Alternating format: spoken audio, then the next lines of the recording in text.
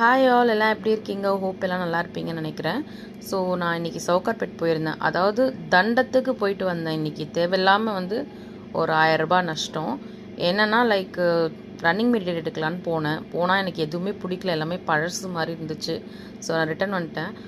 பக்கத்தில் ஒரு லஸ்ஸி ஷாப் இருந்துச்சு. ஸோ ஜஸ்ட்டு யூடியூப்பில் செக் பண்ணேன் என்ன நல்லாயிருக்கும்ன்ட்டு. எல்லாரும் இந்த லஸ்ஸியை பற்றி ஆஹா ஓஹோன்னு சொல்லியிருந்தாங்க.